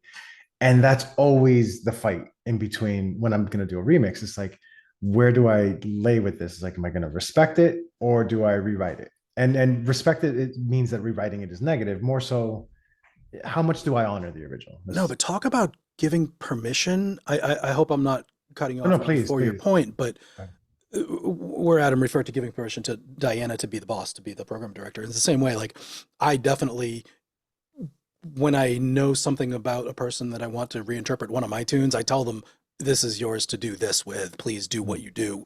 And usually that's why you're getting a remix done by somebody anyway. So it does work out.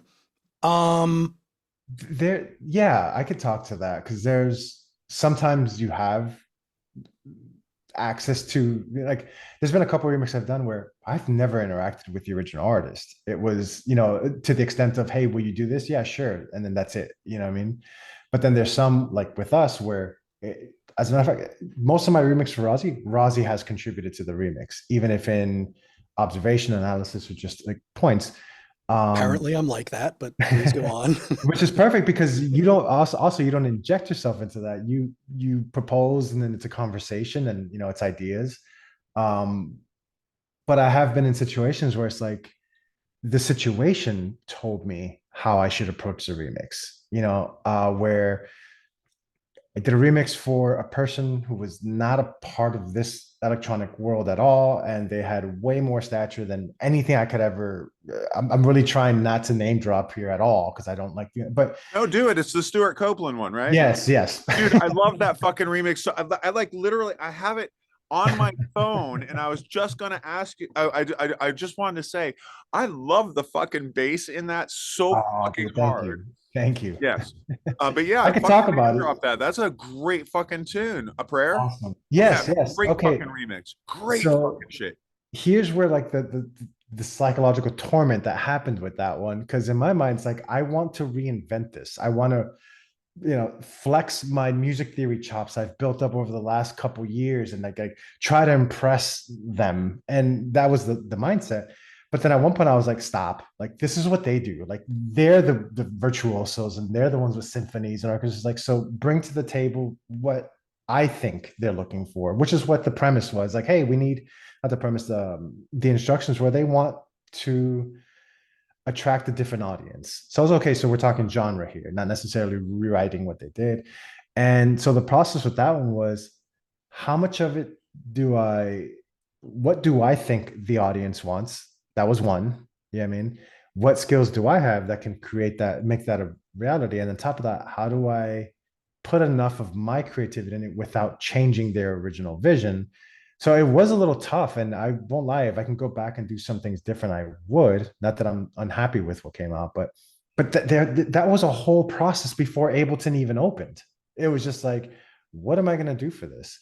As where there's other remixes where it's like, it's not a question. I know exactly what's happening with this because I hear it already, or the first time I hit the chord and the scale, it sounds like, I know where we're going, you know? So it, that's the fun part, I think, with remixing. It's like you're building on the backs of not giants in this case, but, you know, someone's idea already, which you said earlier, Adam. It's like, you've done 80% of the work. Now I get to have fun with your idea and rewrite that narrative however I want, or the setting for it. But I'll stop there. I don't think, yeah, I don't think everybody gets the chance to do it, but to have the thing be a dialogue about asking for a remix because you like what they do, getting it back and wishing that you did something different that would make their remix better. What do we do about this? Can you change that? Can I change this? You know, there's like, that's just, for me, some sort of craving for human interaction or something that goes there to be in a band and work with people. And it's super powerful and super, it's good for me. It doesn't necessarily have to enter into every remix, but I recognize the component. Adam, go ahead.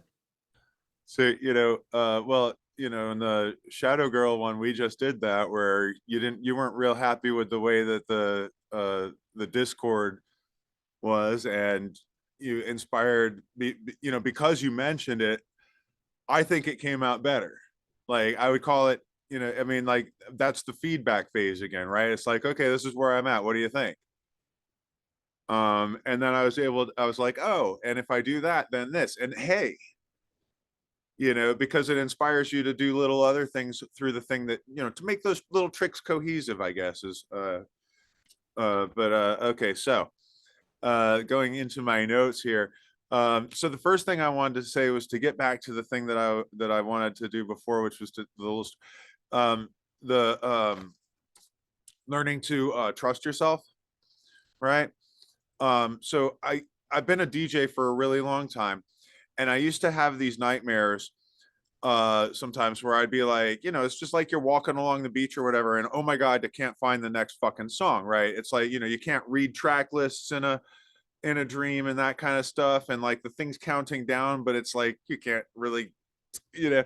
And so like it's the mind-boggling nightmares, right? And I know so many DJs that have had nightmares like this, like, and you know, like, I can't find the next song. I can't find the next song, right? Because it's the thing that we're the most afraid of, right? Is we can't find the next song. After having this dream, I was kind of having it regularly. I was like, why am I having these fucking stress dreams, right? And then one night I was having this dream, and again, it happened again. And it's like, I can't find the next song. And I'm like, I was in the DJ booth at Ceremony or something in the dream. And I went, you know what? This never happens in real life. I must be dreaming. I woke up. And the next time I had that dream, I went, oh, this is another one of those fucking dreams, isn't it? And I woke up. And so, you know, that's my, how would you say, my metaphor there, right? Is that like, you have to learn that it never happens in real life. Like, you can imagine all the fucking disaster you want to, Like it never happens in real life. The thing that you're imagining as a disaster won't be the disaster that happens. It'll be something else. Something else. To get back over into remix approach, because I love that topic. I completely agree that remix culture is a culture. And I very hardcore believe in remix everything. Okay, so sometimes, in fact, very often, part of the reason that I want to remix a tune, right, is because I'm like, wow, the vocals, the melody is fucking great.